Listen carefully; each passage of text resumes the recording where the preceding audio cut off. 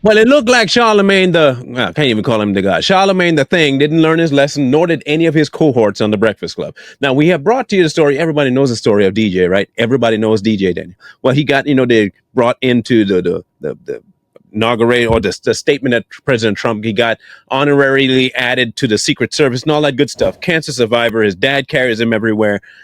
Brilliant little young guy. Hilarious too, by the way. If you have not heard him talk, hey, look, I'm gonna do you a solid. I'm gonna put you onto some game. Go to YouTube and look up DJ Daniel response. I guarantee you're gonna be laughing for a long time because the kid got some spine. Okay, he not only got he got some sauce to him too. Such an honor to have met you. Hold up, I got one more thing to say. What? He has one more thing to say. I won't interrupt you. If you're a Democrat and you're being mean to President Trump, I'm on your bumper. I don't know if the Breakfast Club knew this, but I don't think he needs very many people to defend him, especially if he hears about this. I guarantee you this, he might make a video about the Breakfast Club calling them out. I wouldn't be surprised if DJ does that. In any case, the Breakfast Club decided to put their so-called 2 cents on DJ. Everything to, I wonder if he black. I wonder if he had cancer. Right, but then you had people arguing, okay, this was race baiting. This little black boy shouldn't have been used as a prop. And his head was nappy. I mean, it was patchy, but it wasn't nappy. Well, it was very effective stunt. Yes, that's my point. So this is all because President Trump honored the kid. Apparently, it depends on who honors you. That dictates whether you actually have the thing or not. Not if you're actually a victim. No, it depends on who calls you that. Ain't that kind of weird? Now, last I checked, there are medical records. You can look at the kid. You can look at him. I mean, he still has scars on his head from surgery. It's not hidden because the hair's not growing back there. You can look at him. He's pretty frail. His story has not been like brand spanking new. His dad's been speaking about it. So how can the Breakfast Club not know, one, what race the kid is, or at least try to deny it, and two, not know if he's sick? I'm just trying to figure out why would that be the point at which you want to go after a child. But if you look at the Breakfast Club, you would understand. So let's break down the Breakfast Club first before we talk about their viewpoint on DJ.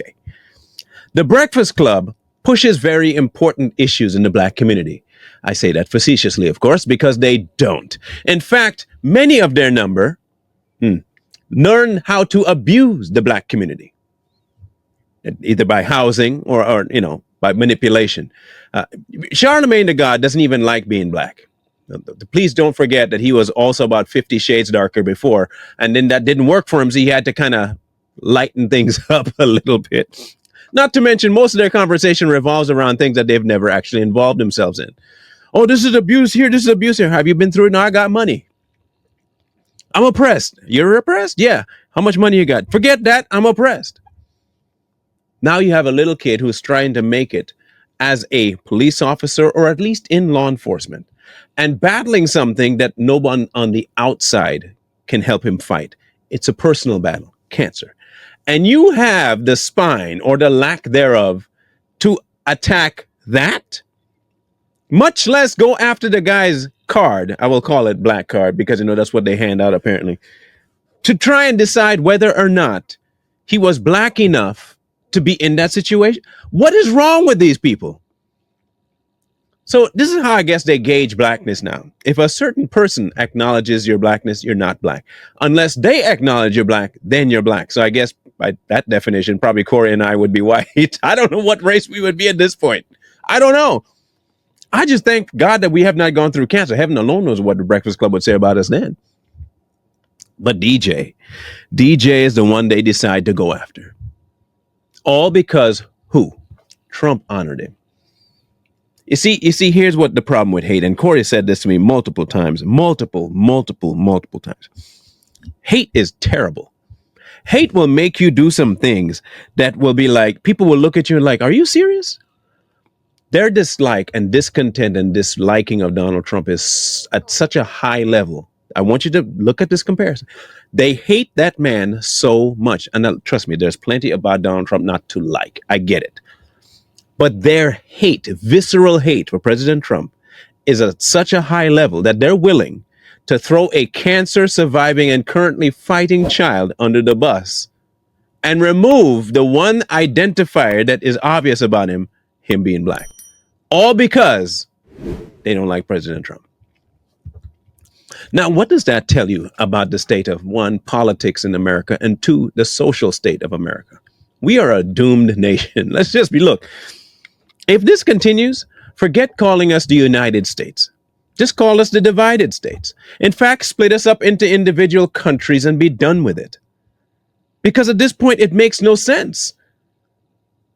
How is it difficult to just isolate the fact that this child has been through something?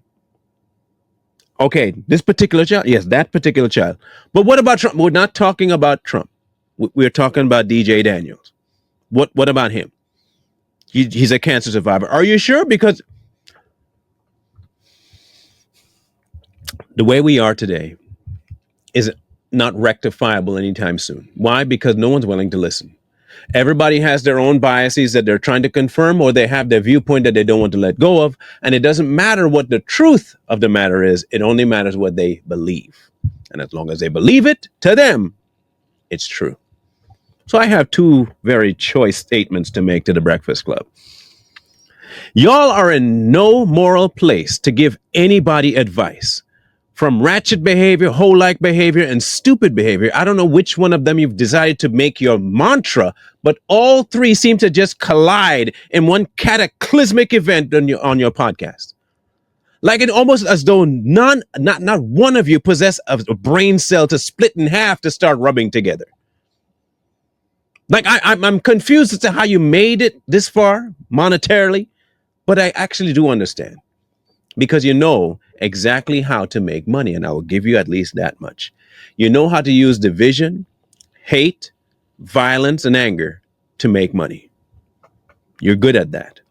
And now you found a way at the expense of a child recovering from cancer to also try and make money. But I don't think it's going the way you were hoping. You see, the good thing is about it this. There are more people speaking out against you than agreeing with you. You see, this is one step maybe too far. It's kind of like when people go to prison and they go to prison and they finally get around to telling everybody what they were in there for. What are you in there for? Robbery? What were you in there for? Murder? And then the one guy in the back of the room just kind of staying quiet. What are you in here for? I don't want to say. What are you in here for?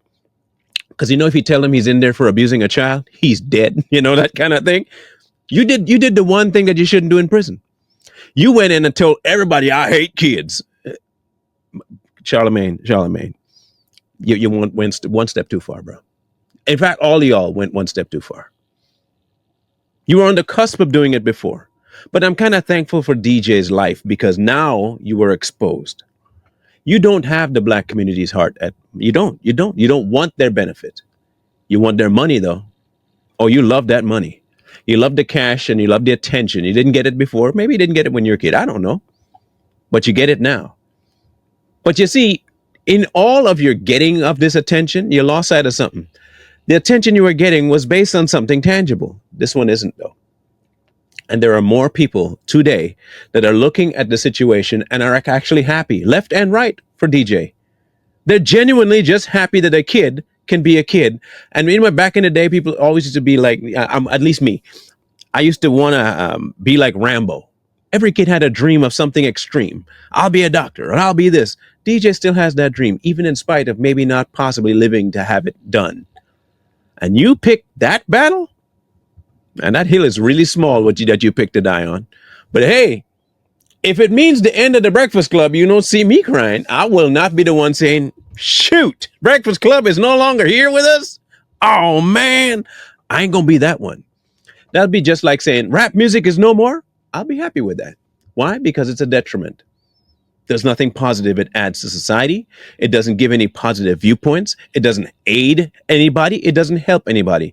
Just like the Breakfast Club. You offer no moral compassing. You offer nothing of substance. All you do is deal with the degrading of society. You deal with the degrading of men. You deal with the ratchet behavior of women. And now, apparently, you have to take that one extra step. And that is in what? The destruction of children now.